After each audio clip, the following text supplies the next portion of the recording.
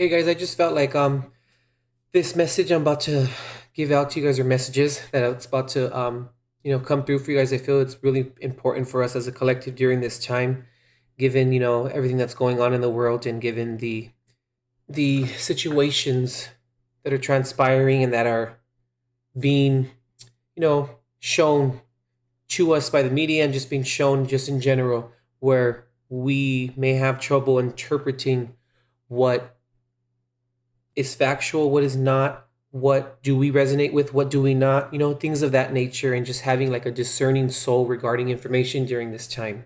Before we get started here, the two songs that inspired this reading here is Michael Jackson, Man in the Mirror, and as well as Vanessa Carlton, A Thousand Miles. But yeah, let's just see what comes through here.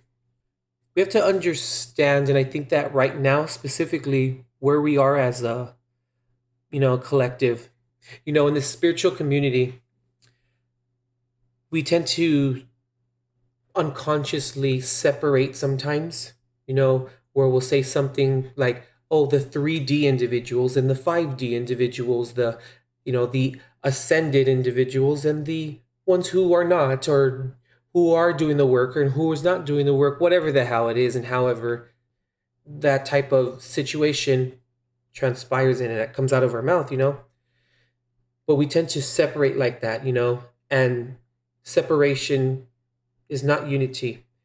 However, separation should only be used for observation, and that's it, with lack of judgment, with lack of any motive.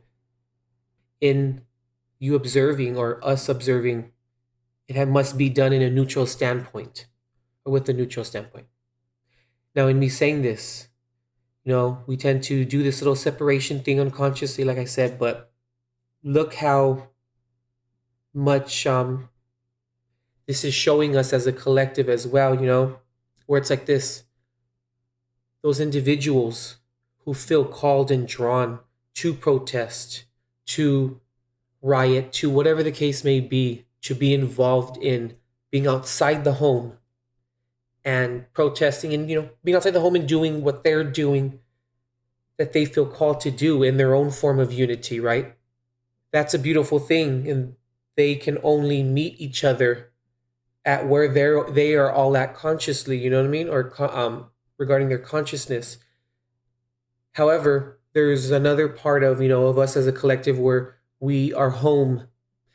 Those of us that are at home, we are feeling all of this energy, and what I feel like we are doing is we may feel very, the ones that are home may feel very like bipolar during this time, where emotions are just coming up, and it's just like you're crying for no reason, and then you're like, what the hell is that? And then you're fine, and then you're back to crying and just feeling these waves of emotion, but you're allowing it to work through you, to come through as in tears, ultimately it being that energy, right, that's coming through you when you're working through, you're transmuting it, and you're transmuting it through love and through understanding and acceptance, and not judging the energy that's coming through. Ultimately, it then gets released from your heart, the one chakra that can never be blocked. And it's being released from the heart, and you're giving it back to Gaia, or to Earth, So what I'm trying to say here, and put this together, is that the individuals and the groups that are outside of the home in the streets are just as important as us who are home and in the home, doing the purging and doing the transmuting. Any type of, let's say, like dense energy or dense vibrational frequencies, whether it would be hatred, it would be, confusion, misguided passion, disgust, all those lower vibrations and that type of energy that's coming possibly if from the individuals that are in the streets. Gaia has to absorb that, or it's adding to the energy field around the planet. But the ones, us who are at home, are transmuting that energy for Gaia, and we're giving it back to her with pure intent and pure love. And I just thought that was so beautiful together. We're doing it together. and we're meeting each other and doing it together in our own way, which is still a form of unity. And this is the ultimate form of unity. All of those individuals, including myself, that woke up between 2012 or woke up spiritually, had a dark night of the soul, whatever the case may be, but was aware and woke up between 2012 and maybe I want to say 2000 and maybe 19, somewhere around there. We've been doing all of this work consciously, for this specific reason right now. We are always working together energetically as a collective and as one consciousness, even though it seems like the opposite is happening at many times. But we got each other's backs during this time. It just depends upon perspective and how we look at it. And I also feel that the collective is gonna learn a lot from the situations that are going on. We're going to learn to no longer be ashamed of speaking up for ourselves as individuals. We're no longer going to have that sense of, what are people going to think of me? I'm just going to be quiet. I'm not going to say anything. We're going to leave that in the past. That's going to be a past energy. That's going to be no longer in the collective consciousness, I feel, where we understand that deception is deception, right? So if we are hiding our feelings, our true feelings and our true emotions, and we choose not to express them for whatever reason that may be, we are holding ourselves back, not only to ourselves, but also from the other individual or from other people, which is a form of deception. We're no longer going to do that. We're going to understand concepts like that as a collective, I feel here. We're also going to really see can we really truly look in someone's eyes and settle for wrong and ignore the right, where we understand, we become that compassionate witness where we see other individuals going through what they're going through. And instead of having the mindset or the look or the perspective upon it as, oh, well, it must suck to be them, where then we just kindly ask, are you okay? How are you feeling?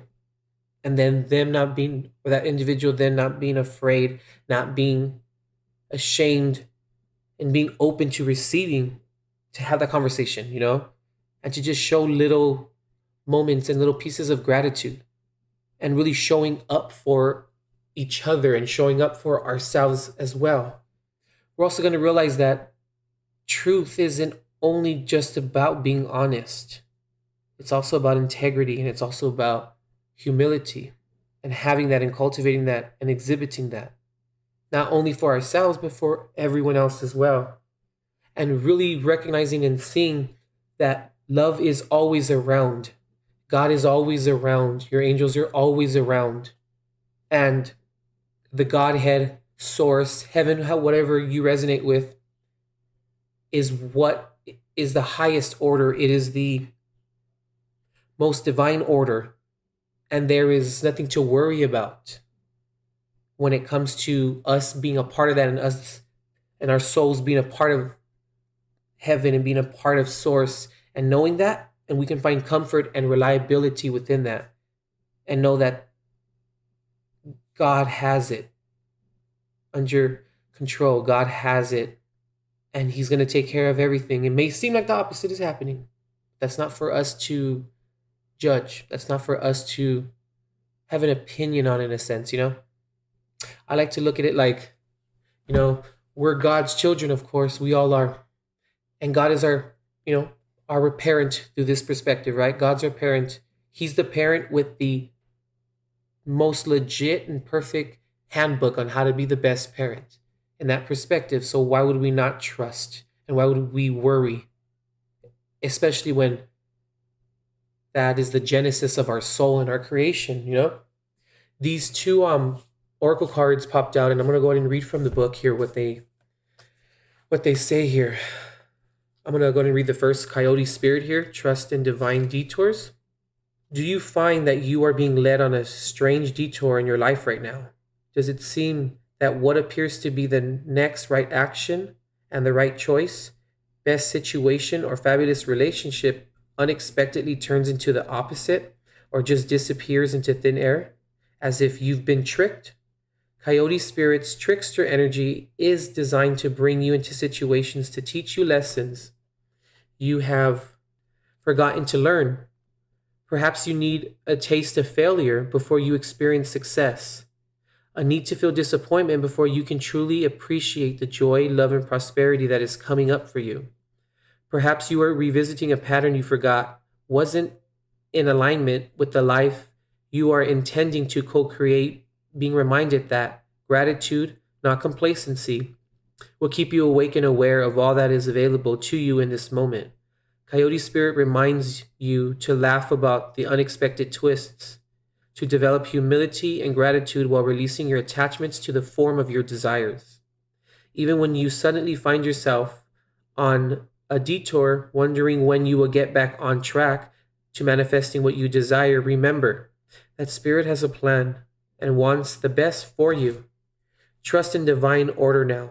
Coyote Spirit is a divine helper. No matter what seems to go astray, things are exactly as they are supposed to be. A goal is to, a goal is so enticing and alluring that you lose your footing in the pursuit. You begin to fixate on capturing this prize, whether it be an opportunity you have always wanted, a relationship with that elusive someone, or the promise of that big break. Coyote Spirit warns you that this trickster energy seducing you now will yield nothing but disappointment and unnecessary heartache and headache if you let yourself be fooled. Great Spirit wants the best for you, so when your plans go topsy turvy, know that Coyote Spirit is present to protect and bless you. Listen to her gentle warning not to take the world too seriously or become too attached to the form and timing of your desire. Something better is beckoning. If you learn your lessons and lighten your heart, it would not be long before you see that crooked, though the path may have been, you were right on the right path all along. Very nice. So here's Nightingale Spirit, love is all around. In the darkness of night, Nightingale Spirit sings her song of love and hope, a harbinger of dawn to remind you that the sun will rise again soon. You are so loved, and the illumination song of the nightingale spirit calls you to a new level of self awareness and connection with the light. Yes, there is shadow and darkness, but love and prosperity exists everywhere, even in the seeming emptiness of space, darkness, and a starless night. Hearken to the message, letting the music of the nightingale's song remind you that love is all around you. Feel it and trust in tomorrow's light, renewing your ability to recognize that the spaces that appear empty are filled with love and abundance. Illumination will happen soon.